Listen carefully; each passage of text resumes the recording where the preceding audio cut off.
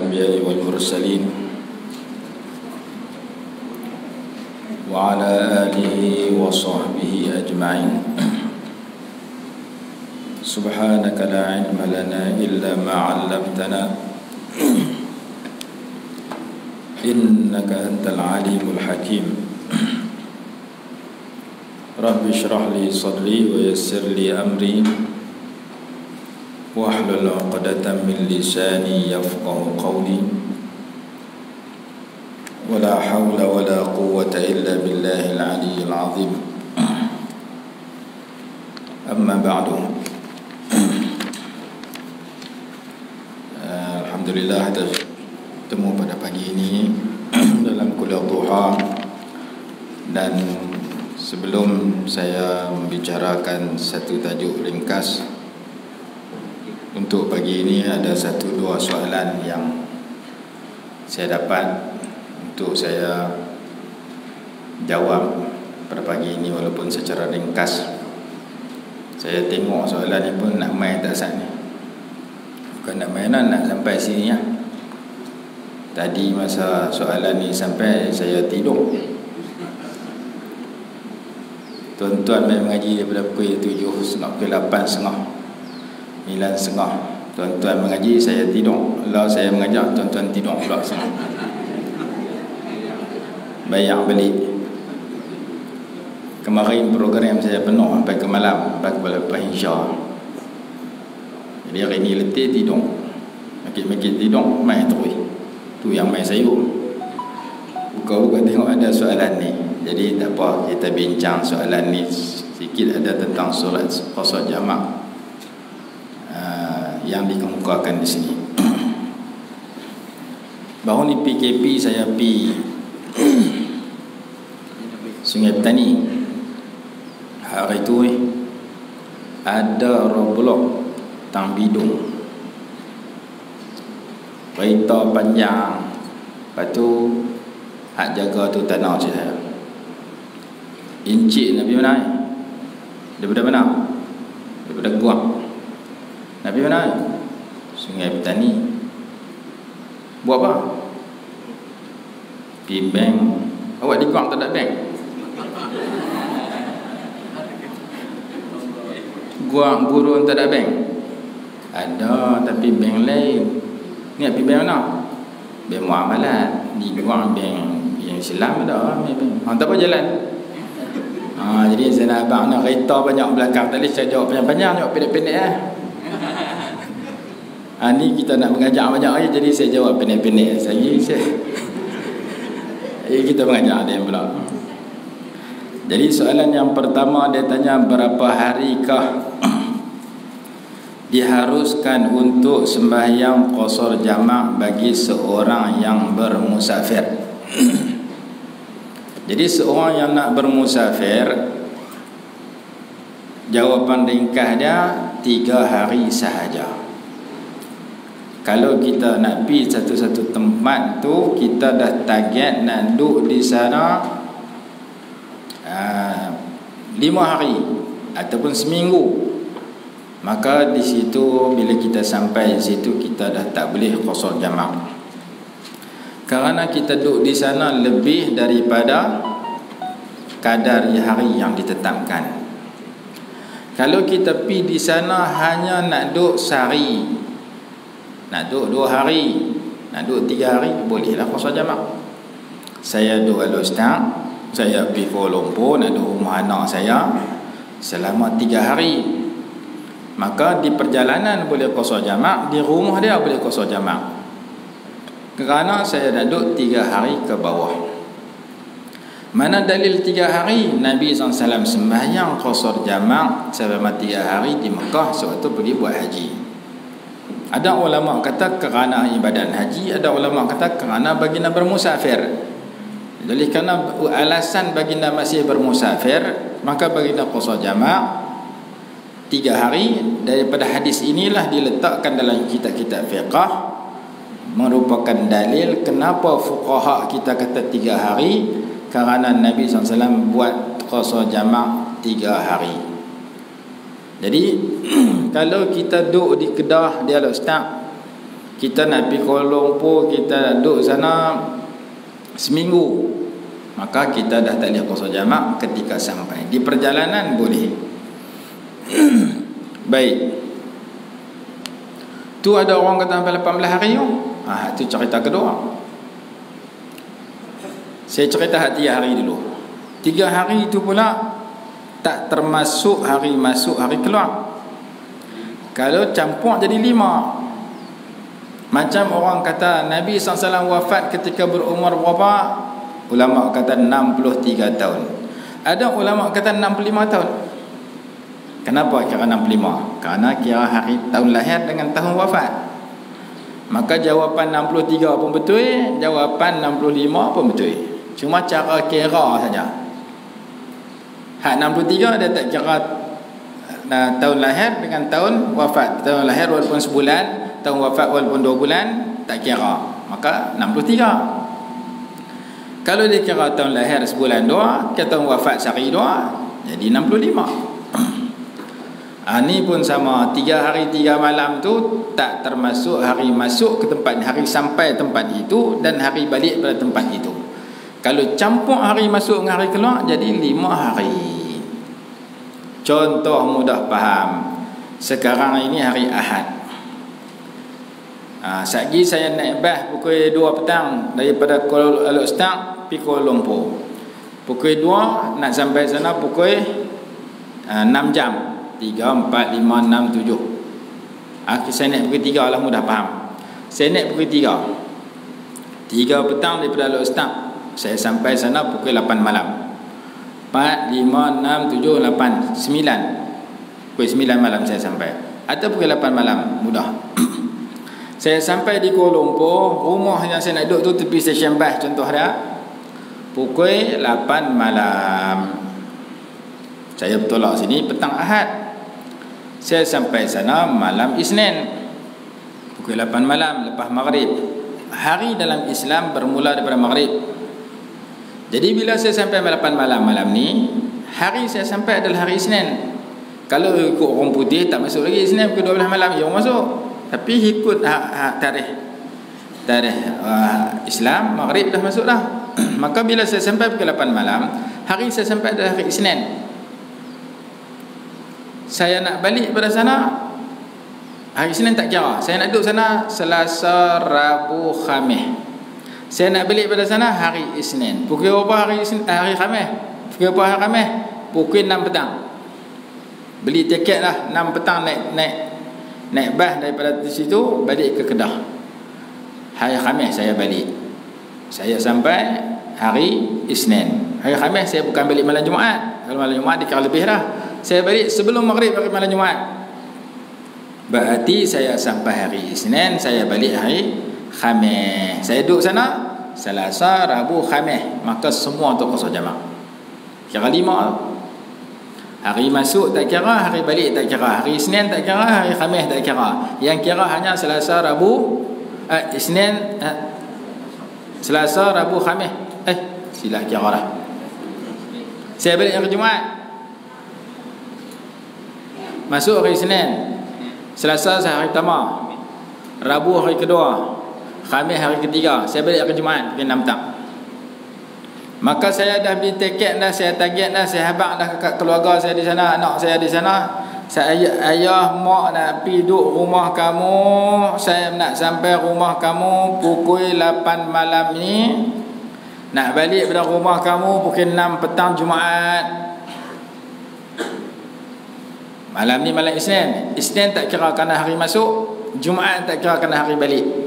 Maka yang dikira hanya Selasa, Rabu, Khamis. Maka orang yang target malam ni dia sampai Kuala Lumpur, dia nak balik pada Kuala Lumpur mai sini petang Khamis, petang Jumaat, kesemua tu qasar jamak. Kerana hari Isnin tak kira hari masuk Kuala Lumpur, hari Khamis tak kira hari keluar dari Kuala Lumpur, hari duduk situ dikira tengah-tengah tu, iaitu Selasa, Rabu, Khamis. Maka semua tu qasar jamak. Tapi kalau saya habaq dah kat dia, saya nak balik malam Sabtu, tiket pukul 8 malam, dah lebih pada 3 hari dah. Dia kira campur tu jadi 4 jam 2 jadi 6. Tu tak boleh. Jadi mudah kita ingat, kalau saya target nak duduk di sana lebih pada 3 hari, kalau 100% hari tu, ataupun lebih pada 5 hari, bila dibilang hari masuk dengan hari keluar tempat itu, masuk mana masuk tempat tu, keluar pada situ, maka saya tak boleh qasar jamak. Saya target nak balik malam Sabtu, saya target nak balik hari Sabtu, saya target nak balik hari Ahad, saya nak target lebih pada tu, semua tak boleh qasar jamak bila sampai. Dalam perjalanan saja qasar jamak. Dalam perjalanan singgah di Ipoh, singgah di Sungai Perak, qasar jamak. Masuk saja sana tak boleh, kerana saya dah beli tiket, saya dah habaq kat tuan rumah, saya nak balik malam Sabtu daripada sana mai. Saya nak balik pukul 7 malam, pukul 8 malam Sabtu nak balik mai sini. Jadi kalau saya sampai malam ni di sana, saya hanya boleh qasar jamak kalau saya akan balik sebelum maghrib hari Jumaat, hari Jumaat. Sebelum maghrib malam Sabtu. Tu saja. Tu sepanjang-panjang, paling panjang qasar jamak. Kalau target dah nak duduk seminggu, nak pergi kursus seminggu, sampai dah tak boleh dah masa seminggu. Jadi paling banyak 5 hari 5 malam. 5 hari tak termasuk hari masuk hari keluar. Tapi kalau dari segi nas 3 hari. Dalam kitab disebut 3 hari, dan kitab disebut dunal arba'ah, kurang dari 4. Jadi kurang daripada 4, 3. Jangan kita kata 4 hari boleh kot, saya nak duduk 4 hari boleh kot. Tak, 4 hari tak boleh. Kerana perkataan duna tu maksud dia kurang. Tapi orang petua kat orang kadang dia sebut 3 hari, kadang sebut 4 hari. Sebenarnya bukan 4 hari, kurang dari 4 hari. Jadi saya sebut ni waktu yang paling lama sekali untuk kita qasar jamak, kerana kita target dah daripada Al-Ustaz ni, saya nak masuk Kuala Lumpur pukul 8 malam ni, tak kira dah esok, kerana esok hari Senin. Malam ni pukul 8 dah kira hari Senin dah. Maka mula kira hari pertama ialah hari Selasa, Rabu, Khamis. Saya nak duduk lagi tak lebih pada hari lagi saya nak balik dalam tempoh tu, saya mungkin nak duduk hari Selasa nak balik, Khamis nak balik, ataupun hari Jumaat nak balik, boleh qasar jamak. Tak boleh kalau saya dah target pada sini lagi, saya nak balik malam Sabtu. Tu dah lebih dah daripada 3 hari 3 malam, lebih. Kalau campur pergi balik jadi 6 hari lah. Tak boleh. Lepas tu orang kata, hak cerita 18 hari tu apa cerita? Hak 18 hari itu sekiranya kita target nak balik, kerja kita selesai dalam masa 3 hari, maka kita pun boleh qasar jamak. Bila mai hari yang kita nak balik, contoh dia sampai hari Khamis, hari Jumaat, petang Jumaat nak balik, kerja tu tak selesai lagi. Kita pergi sana kerana cetak buku, lepas tu nak balik buku hari Jumaat. Pencetakan kata mesin rosak, minta tempoh lagi 3 hari. Nanti 3 hari siap kami hantar, kita balik. Qasar jamak 3 hari je. Pi 3 hari dia kata rosak lagi, tak perbaik lagi, Covid punya pasal. Minta tambah lagi 3 hari. Nanti dalam 3 hari boleh selesai. Tambah lagi dia sampai 18 hari. Jangan dia kata ni rosak 3 hari ni, rosak dah tak boleh perbaik, minta tambah lagi seminggu. Tak boleh dah seminggu. Kalau kerja tu tak selesai, ditarget selesai dalam masa 3 hari, silakan qasar jamak. Pi 3 hari tak selesai lagi, tambah lagi 3 hari, tambah 6 kali tambah 18 hari. Qasar jamak 18 hari semua. Kerana dia kira 3 kali 6 18. Bukan dah tak selesai 3 hari, pi kerja kita dah habaq ni, tak 3 hari tak selesai, kami minta lagi 10 hari. 10 hari baru selesai. Bila sebut 10 tak boleh dah, sebab lebih daripada 3. Yang boleh tu kerana dijangka selesai dalam masa 3 hari, buat qasar jamak. Tiba-tiba tak selesai dan dijangka lagi 3 hari, qasar jamak. Tiba-tiba tak selesai, dijangka lagi 3 hari, qasar, sampai 18 hari. Bukan direct 18 hari terus. Kalau tu untung kita. Jadi yang kata 6-18 hari tu dia kira 3 sampai habis. Yang ni payah berlaku zaman lah ni. Pasal selalunya dah ada target dah. Kursus target dah seminggu, 10 hari. Sampai saja dah tak boleh, kerana dah dijangka daripada awal 10 hari. Guru pergi raih kertas periksa. Raih kertas periksa ditarget selesai dalam masa 3 hari. Raih 3 hari, tak tahu tak selesai. Maka ketua pemeriksaan kata kita tambah lagi 2 hari, kita tambah lagi 3 hari baru selesai. Tak apa 3 hari. Kalau pemeriksa kata kita tambah lagi 4 hari baru selesai, bila disebut 4 ya, berhenti qasar jamak. Masa tu tak boleh qasar jamak dah, kerana kita nak duduk itu lebih daripada 3 hari. Jadi masalah kedua ni ada dalam kitab, tapi dari segi praktik susah, kerana biasanya orang dah tahu target bila nak selesai, tugas yang dia nak lakukan di sana. Tambah tok pergi bela cucu, tentu tahu berapa hari nak bela cucu. Tok kata 3 hari lagi, bela besar kau budak ni, aku boleh balik lah. Tak besar 3 hari lagi, mana boleh, mesti tahu nak duduk berapa bulan bela cucu. Orang nak pergi kursus kan, nak pergi apa, bila kita tahu lebih daripada 3 hari tak boleh. Jadi jawapan dia 5 hari, senang ingat. Kalau kira hari sampai di situ dengan hari balik di situ. Tata cara untuk melaksanakan qasar jamak. Jamak ni dia kena maghrib dengan isya, lohor dengan asar. Ada seorang hamba Allah pergi umrah, masuk waktu maghrib, orang kata kepada jom kita sembahyang maghrib, dia kata jamak dah maghrib dengan asar tadi. Orang perempuan di hotel, dia kata tak mau sembahyang maghrib lah. Siapa? Tadi jamak dengan asar. Dia regu maghrib dengan asar. Jadi dia ada regu dia, lohor dengan asar, maghrib dengan isya. Kalau jamak takdim, mesti sembahyang lohor dulu baru asar. Kalau jamak takhir, boleh mana-mana dulu. Lohor dulu boleh, asar dulu boleh. Sembahyang asar dulu betul sembahyang lohor, sembahyang lohor betul sembahyang asar. Jamak takhir boleh hanya dahulukan asar sebelum lohor sebelum asar, atau asar sebelum zuhur. Jamak takhir juga boleh maghrib sebelum isya, isya sebelum maghrib. Apa takhir? Takhir mana sembahyang pada waktu kedua. Jamak takdim sembahyang pada waktu pertama. Jadi seseorang yang sembahyang zuhur pada pukul 2 petang bersama dengan asar, wajib zuhur dulu, lepas zuhur asar. Seseorang yang sembahyang zuhur dan asar pada pukul 5 petang, boleh zuhur dulu lepas tu asar, boleh asar dulu lepas tu zuhur. Sebab jamak takhir dia boleh mana dulu pun tak apa. Cuma orang tanya hak mana lebih baik, mana lebih afdal, nak sembahyang zuhur dulu kah atau asar dulu? Dalam kitab Bajuri kata yang afdal sembahyang mengikut tertib sembahyang harian. Kita duduk di Masjid Sultanah, kita duduk di Al-Ustaz, kita sembahyang lohor dulu pada waktu zuhur, kita sembahyang asar dulu pada waktu asar. Maka kita pergi Kuala Lumpur, kita keluar di sini mungkin pukul 12 tengah hari, kita sampai di Sungai Perak mungkin pukul 5 petang, kita tak sembahyang jamak takdim, kita sembahyang jamak takhir di Sungai Perak. Ketika itu sembahyang zuhur dulu 2 rakaat qasar, lepas tu sembahyang asar 2 rakaat qasar. Itu afdal dan terbaik kerana mengikut tertib harian. Dikatakan sunat kita sembahyang jamak takhir menurut tertib harian. Kalau kita sembahyang asar dulu, dia tuan punya waktu. Kalau kita sembahyang zuhur dulu, hari-hari lohor dulu berpuasa. Maka Imam Bajuri cenderung kepada pendapat sembahyang zuhur dulu 2 rakaat qasar, lepas tu sembahyang asar pula 2 rakaat qasar. Jadi senang ingatlah. Kalau kita sembahyang jamak takdim zuhur asar, sembahyang jamak takhir pun zuhur asar. Sembahyang jamak takdim wajib maghrib dulu lepas tu isya, sembahyang jamak takhir afdal maghrib dulu lepas tu isya.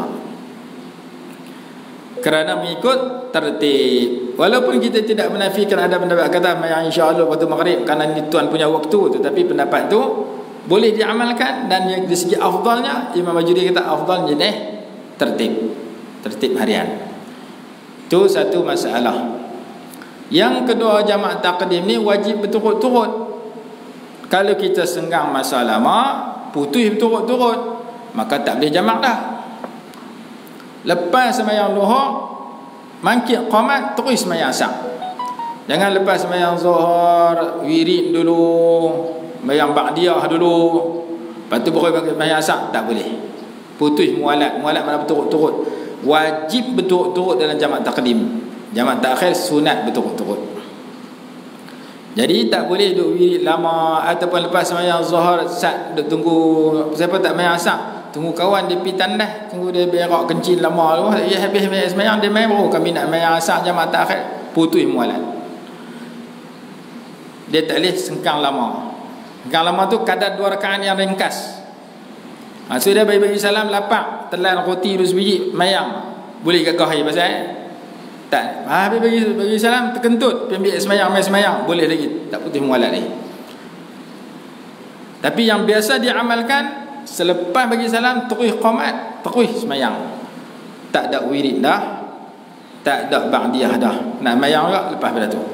Kerana wajib berturut-turut untuk jamak taqdim. Jamak takhir sunat berturut-turut. Jamak taqdim dia kena wajib berturut-turut. Kalau diselang dalam masa yang lama, putus mualat, putus berturut-turut tu, maka nak buat juga kena ulang lain. Zuhur lepas tu asar. Kalau kita musafir, kita singgah sembahyang Jumaat, maka kita jamak taqdim dengan Jumaat. Tu imam saja aku sembahyang fardu Jumaat 2 rakaat, jadi imamkan Allah Taala, kita saja aku sembahyang fardu Jumaat, dijamakkan kepadanya akan asar, dihimpunkan kepadanya akan asar 2 rakaat ke imam Allah Taala, Allahu Akbar. Imam bagi salam sembahyang Jumaat, kita mangkit qamat, kita sembahyang asar 2 rakaat. Kita jamak Jumaat dengan asar jamak taqdim. Kalau jamak takhir tak ada, Jumaat dia tak boleh buat. Kalau jamak takhir zuhur dengan asar. Kadang orang tanya, saya bersinggah main Jumaat, boleh tak Jumaat nak campur dengan asar? Boleh. Boleh kita buat Jumaat dengan asar. Baik. Kalau kita tak membuat jamak taqdim, kita wajib niat nak buat jamak takhir pada waktu yang pertama. Kalau tak niat, dia jadi qadha, berdosa sembahyang luar waktu. Jadi kita niat, saya nak sembahyang zuhur pada waktu asar sini. Saya nak buat zuhur jamak takhir. Saya nak buat maghrib jamak takhir. Wajib niat pada waktu pertama untuk dibawa sembahyang yang pertama tu kepada kedua, sebelum habis waktu sembahyang itu. Jangan tak niat. Untuk jamak takhir wajib niat untuk dia lakukan sembahyang yang pertama dengan sembahyang kedua pada waktu yang kedua.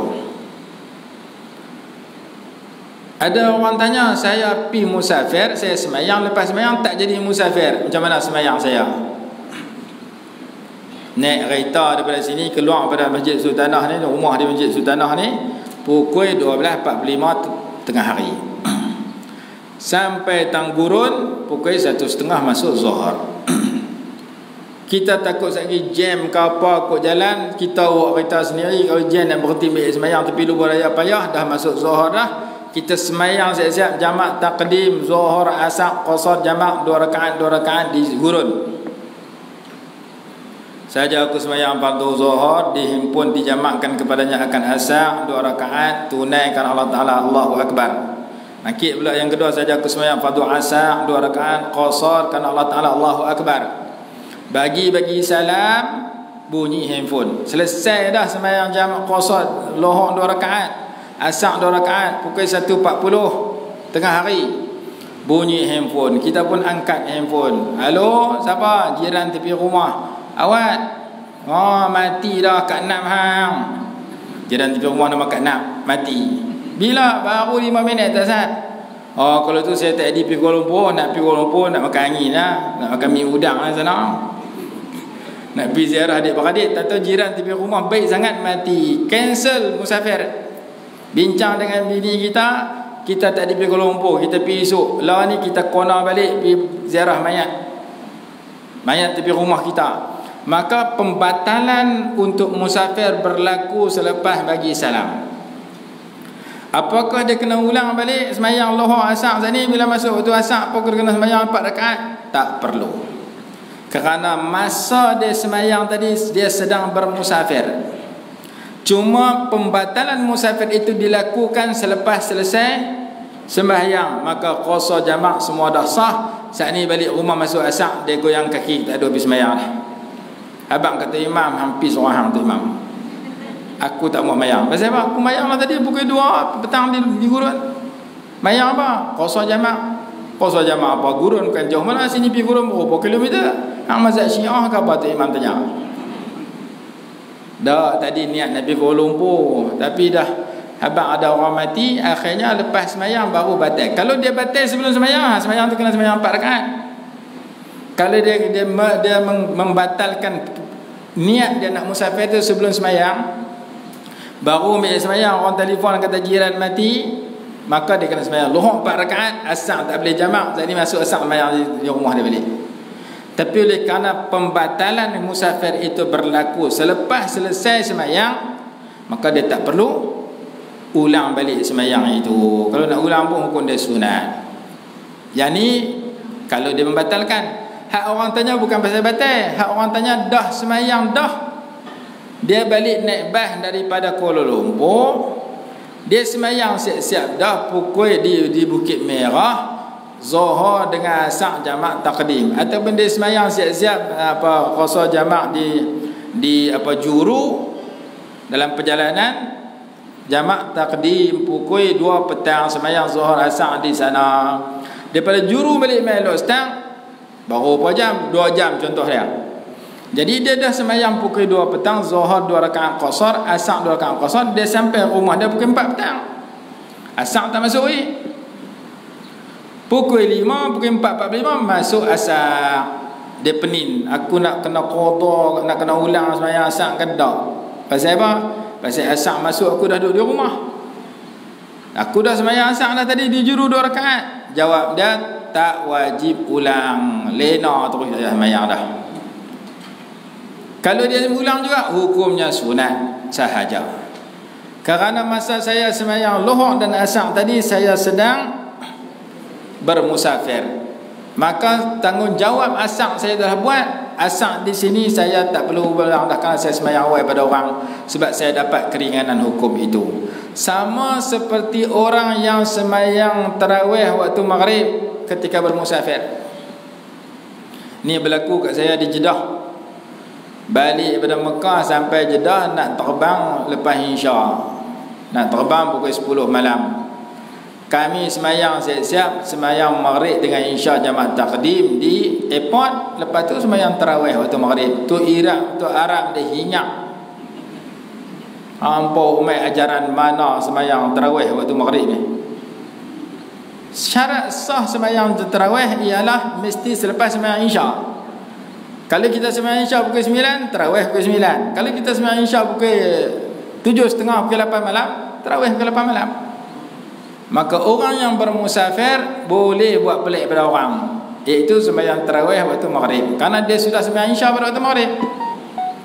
Tak musafir mesti sembahyang Isya pada tarawih pada waktu Isya. Jadi kami pun sembahyanglah tarawih 8 rakaat waktu maghrib, tak pernah buat semua hidup. Sehingga kelang kabut tu Arab yang tu ada. Pergi duduk sembahyang tarawih, Isya tak masuk lagi. Kerana syarat sah sembahyang tarawih mesti sembahyang Isya dulu. Maka Isya dah dibuat pada waktu maghrib jamak takdim, terus kami sembahyang Isya tarawih pada waktu itu. Jadi hak tu kita dah sembahyang dah kok jalan, dan masa sembahyang tu sudah cukup syarat-syaratnya. Bila kita sampai sini tak wajib ulang balik. Di antara lepas tu orang tanya jarak pula, berapa kilometer?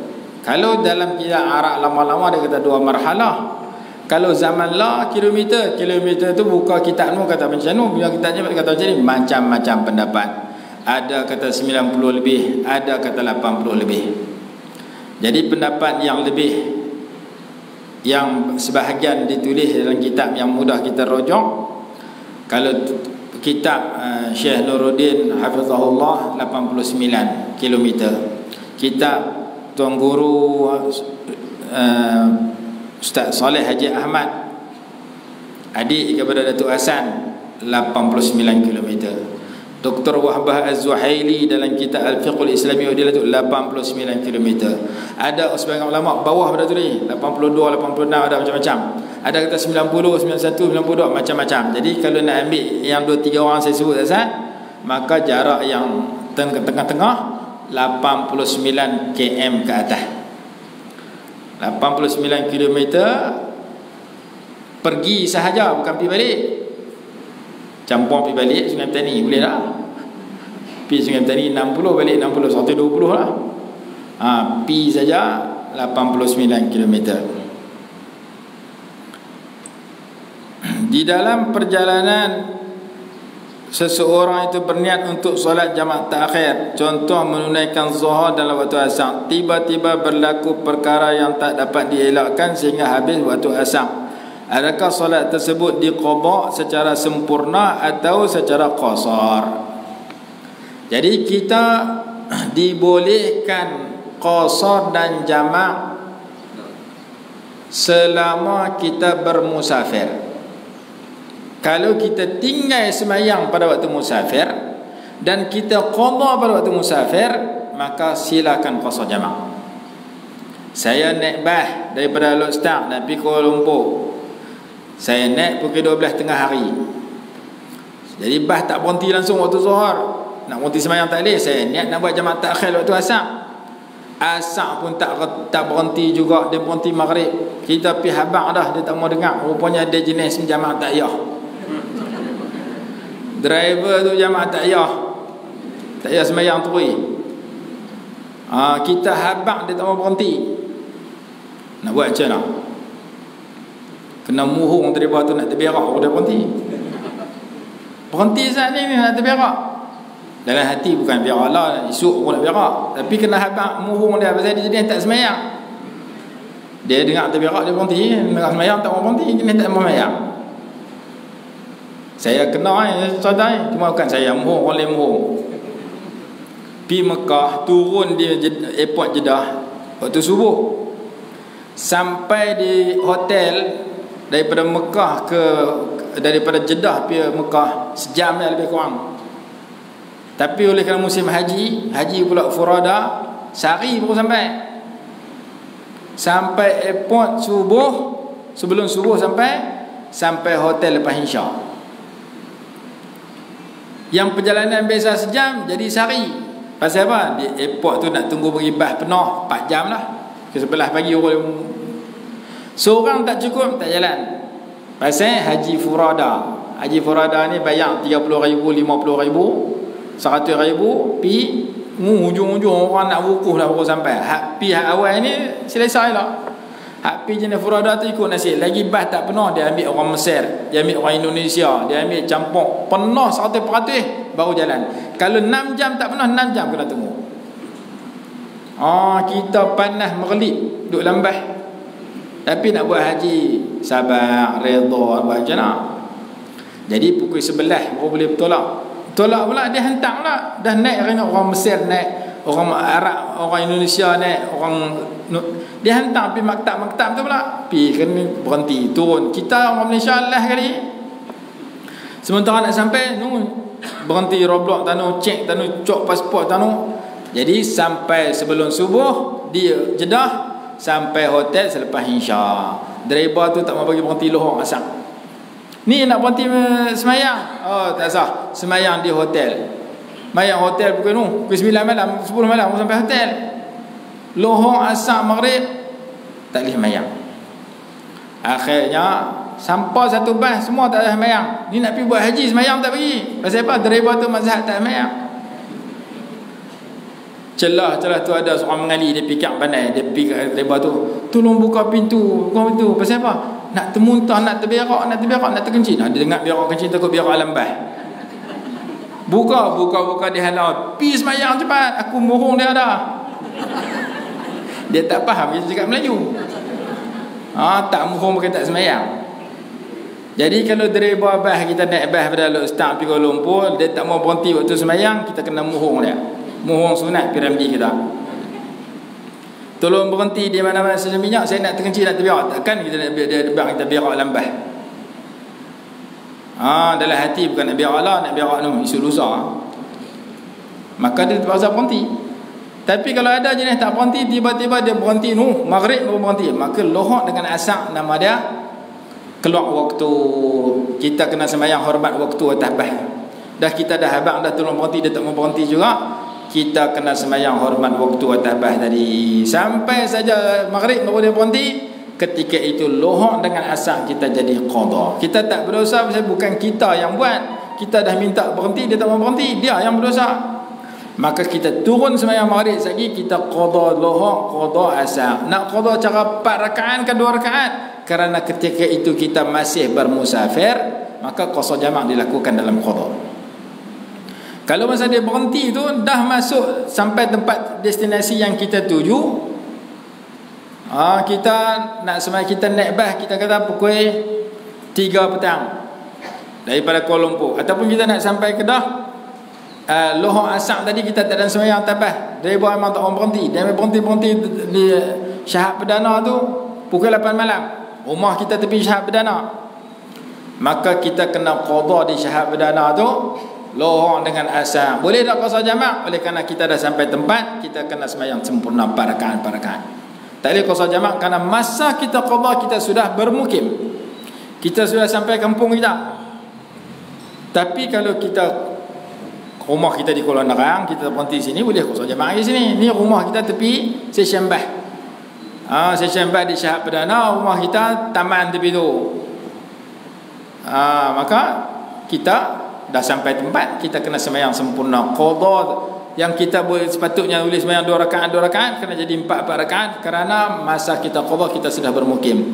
Jadi sembahyang yang ditinggalkan ketika bermusafir, masa kita qada boleh lagi kita qasar jamak. Tengok masa qada tu tengah musafir kan, sudah tak musafir. Kalau sudah tidak musafir, sempurna. Kalau masih musafir, qada, qasar jamak.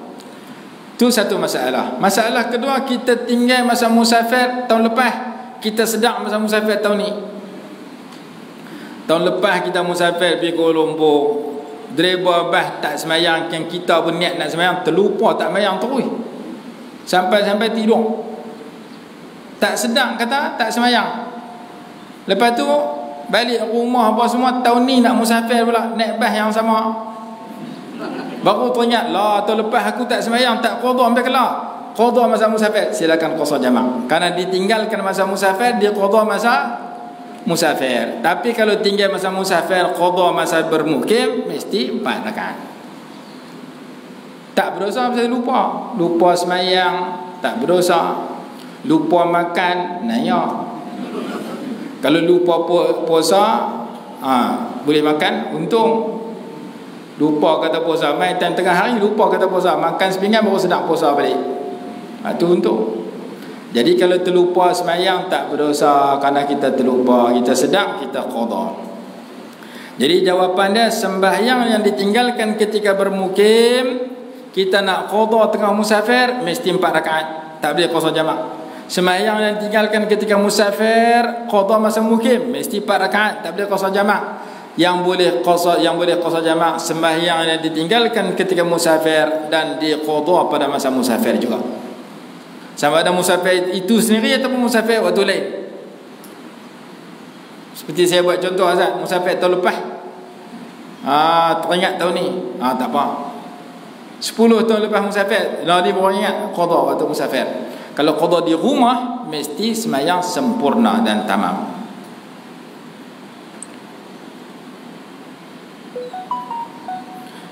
Jika kita sedang sampai orang sedang jemaah, kita musafir, bagaimana cara terbaik? Adakah kita boleh solat bermakmum? Kita boleh ikut orang tempatan kalau kita sembahyang sempurna macam dia. Seperti biasa kita buat Jumaat dengan Maghrib. Maghrib kita ikut orang tempatan kerana Maghrib tak ada 1,5, mesti 3 rakaat. Isya kita buat sama-sama kita. Oh, saya sampai masjid, tu imam sedang sembahyang lohor, saya tak mau sembahyang dengan lohor untuk imam. Kalau sembahyang jadi 4, saya nak sembahyang 2 juga. Maka kita buat jemaah sama-sama kita, atau kita sembahyang seorang-seorang 2 rakaat lohor, 2 rakaat asar, tak salah. Cuma kita duduk jauh belakang. Tu imam kalau dia faham, dia tak marah kita. Apa 2 imam ni? Tak, dia tak marah. Pasal dia tahu kita musafir. Musafir tak boleh ikut orang sempurna kalau kita nak qasar, nak sembahyang 2 rakaat, walaupun pada rakaat terakhir. Saya sampai masjid, imam sedang sembahyang zuhur 4 rakaat, imam duduk rakaat berapa? Rakaat ketiga. Saya pergi duduk belakang dia, saja aku sembahyang fardu zuhur 2 rakaat qasar, mengikut imam, tunaikan Allah Ta'ala, Allahu Akbar. Tu imam rakaat ketiga, saya rakaat pertama. Tu imam rakaat keempat, saya rakaat kedua. Tu imam bagi salam, saya bagi salam. Tak sah. Kerana syarat sah qasar jamak tidak mengikut imam yang sembahyang sempurna. Walaupun imam sembahyang dah nak bagi salam lah, saya masuk sikit lah, seminit lah saya ikut, saya duduk tasyahud akhir, dia bagi salam, saya bagi sama 2 rakaat. Tak boleh. Kalau kita nak sembahyang 2, kita mesti tuk imam sama-sama, kita sama-sama 2, sama-sama qasar. Maka kalau kita nak ikut orang tempatan, kita nak sembahyang 2, kita hanya boleh ikut Jumaat dengan Maghrib. Karena Jumaat memang 2 rakaat pun, Maghrib memang tak qasar. Tapi kalau Lohor, Asar, Isya kita sembahyang 2, kita kena sembahyang seorang atau sama-sama musafir. Kalau tu imam sembahyang sempurna, kita ikut dia, kita kena sempurna juga.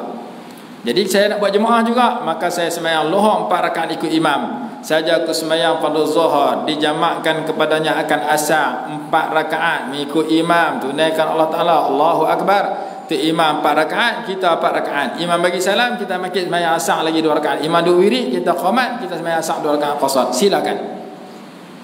Lohor 4, Asar 2. Pasal apa Lohor 4? Pasal tu imam 4, kita kena 4. Kita nak sembahyang 2 juga, sembahyang seorang-seorang. Lohor 2 seorang, 2 rakaat seorang, Asar 2 rakaat seorang. Dan jadi imam ketika musafir jangan baca panjang. Yang terbaik qul ya qul huwallah. Jangan singgah RNR di Bukit Merah pergi duk baca surah Al-Baqarah. Pergi duk sujud lama, orang sujud baca 3 kali, dia 11 kali. Dia kata kita musafir kena doa banyak-banyak supaya selamat. Tu yang saya baca panjang. Makmum di belakang marah kat kita, maki dalam perut. Pasal apa? Bah nak berjalan, dia penumpang bah nak berjalan, kita jadi imam bila baca surah panjang-panjang, tak kena. Qul ya qul huwallah saja ketika musafir. Afdal baca 2 surah itu. Tu imam hafiz 30 juzuk pun baca qul ya rakaat pertama, qul huwallah rakaat kedua. Hak ni memang kita doa mai, tak musafir pun duk puluh nak tua. Musafir lagi lega. Jadi ceritanya ketika bermusafir, hendaklah kita boleh ikut orang sembahyang tempatan kalau kita niat banyak rakaat macam dia. Masa habis dah 11.30. Tak apa, kita baca sikit satu-satu hadis ya. Hadis berkenaan apa ni, nak masuk puasa, kita baca puasa sikit. Puasa apa? Buah kurma. Itu mudah. Ni kalau mengaji tak main bulan puasa, orang tak mengajak pun ingat. Afdal buka puasa dengan buah kurma. Bak makan kita ingat. Jenis makan ingat. Jenis apa, orang belanja kita bagus ingat. Kita belanja orang bagus tak apa ingat. Dalam hadis kata, barang siapa yang sarapan pagi dengan 7 biji buah kurma ajwah, dia tidak akan dimudaratkan hari tersebut oleh racun ataupun sihir. Hadis Bukhari Muslim. Lah ni alhamdulillah, kalau kita tak boleh pergi haji umrah, orang ekspor mai kurma ajwah mai tempat kita, orang duk jual. Kalau di antara kelebihan kurma ajwah, siapa menyerok pagi dengan buah kurma ajwah ketika perut kosong, jangan makan lain lagi, 7 biji, hari tersebut dia akan jauh daripada racun dan sihir. Kalau orang bagi racun tak mudarat, kalau orang hantar santau sihir tak mudarat. Mungkin ada adik-beradik kita kena santau, berubat dengan kurma ajwah, makan kurma ajwah. Saya baca hadis Bukhari dan Muslim. Hadis Bukhari 5445, hadis Muslim 2047. Man tasabbaha, barang siapa yang di pagi hari, bisab'i tamarati ajwah, dia sarapan pagi ketika perut kosong, makan dengan 7 biji buah kurma ajwah, lam yadurruhu dzalikal yawma summun wala sihrun, tidak memudaratkan akan dia pada hari itu oleh racun dan sihir. Sihir ni kadang-kadang jenis santau apa semua tu. Mudah-mudahan kita tak kena sihir. Kalau kena pun mudah-mudahan dapat dirawat dengan berkat buah kurma ajwah. Itu satu hadis Bukhari Muslim. Hadis yang kedua, hadis Imam Muslim, inna fi ajwatil aliyati shifaan aw tiryaq awal al-bukra ala riq. Sesungguhnya pada ajwah jenis aliyah, di Madinah ada ajwah saja, ada ajwah aliyah. Aliyah ni satu kawasan di Madinah, tempat tu ajwah yang terbaik di Madinah. Nabi SAW tanam pokok ajwah di situ. Nama dia Al-Aliyah, nama kawasan.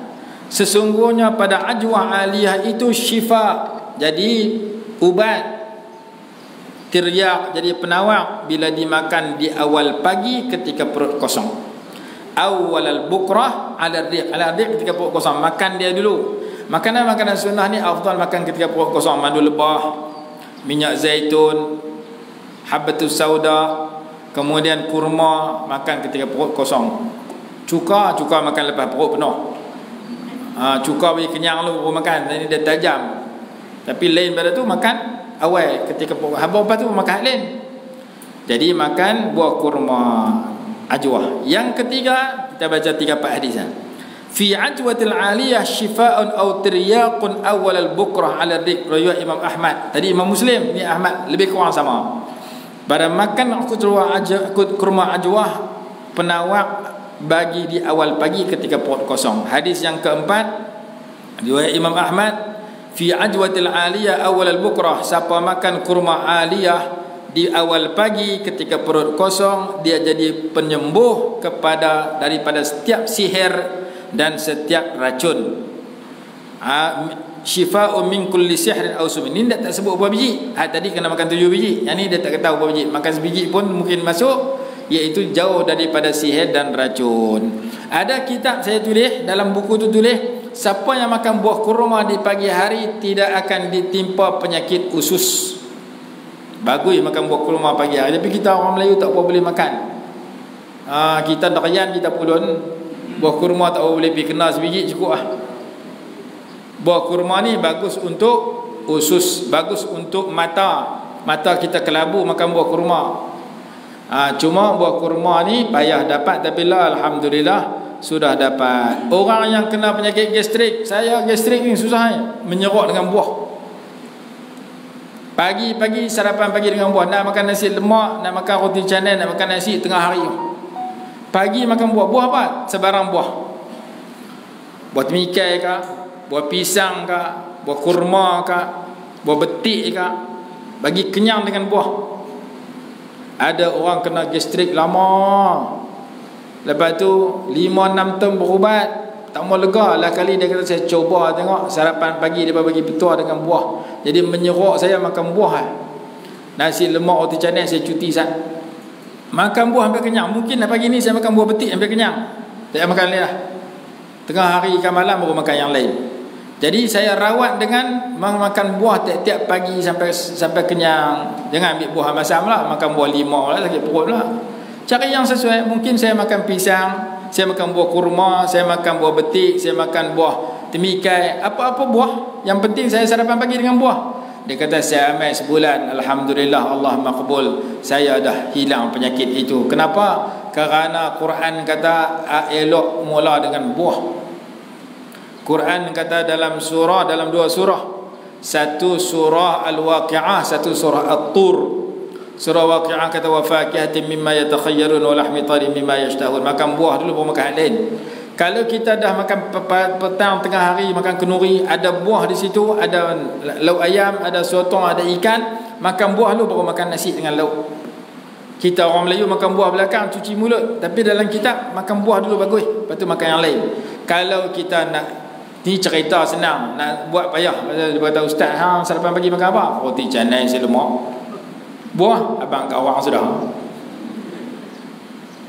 Bagus sarapan. Saya ada jumpa ramai-ramai ni, ada seorang hamba Allah, dia memang duk amal tu. Dia beli orang pergi rumah dia jadi tetamu. Dia beli nasi lemak, beli roti canai, kari pak, jamu. Oi, banyak jamu jamak. Kamu makan apa? Saya makan buah tiap pagi, kenyang lah. Kamu ni saya beli pasal kamu jadi tetamu, saya bagi kamu makan. Cuma dalam kitab kata bagus untuk usus kalau makan buah kurma. Jadi orang yang ada masalah usus elok makan buah banyak-banyak, terutama di awal pagi, tak kira buah apa. Karena buah itu elok makan awal. Kalau dia gu dengan makanan lain pun buah yang mula. Bukan berarti salah kita makan lepas pada tu, bukan berarti salah kita makan tengah-tengah tu. Makan nasi dengan buah temikai tak salah, makan nasi lepas tu makan buah temikai tak salah. Tapi buah temikai di awal, buah anggur, buah apa, lebih baik daripada makan di belakang. Kerana dalil ayat Quran tadi. Dalam kitab Ihya ada sebut, dalam kitab Syama'il ada sebut, dalam kitab Bajuri pun ada sebut. Ketika kita buka puasa, kita buka dengan buah kurma, bukan makan kanji dulu. Lepas tu baru kanji, lepas tu baru nasi daging ke apa. Kurma tu buah dimulakan ketika buka puasa. Maka sebagaimana buka puasa afdal mula dengan buah, seperti makan-makan biasa mula dengan buah, maka elok kita sertakan dalam makanan ataupun mulakan di pagi hari. Terutama yang disebut dalam hadis, makan buah kurma di awal pagi. Kalau buah kurma tu pula ajwah, jauh daripada racun dan sihir. Berapa biji? Riwayat Bukhari Muslim 7 biji tiap-tiap pagi. Mau sebiji RM1, RM7. Kurma ajwah kan mahal. Walaupun begitu kita dapat satu maklumat, kurma ajwah ni elok dalam hadis Bukhari Muslim, kita boleh amalkan dan sampai kepada masyarakat. Wallahu alam. Bismillahirrahmanirrahim. Alhamdulillahirabbil alamin. Wassalatu wassalamu ala sayyidina Muhammadin wa ala alihi wasallam. Allahumma anfa'na bima 'allamtana wa 'allimna ma yanfa'una warzuqna 'ilman yanfa'una bi rahmatika ya arhamar rahimin. Rabbana atina fid dunya hasanatan wa fil akhirati hasanah wa qina adzaban nar. Sallallahu alaihi wa sallam Muhammadin wa ala alihi wasallam. Alhamdulillah.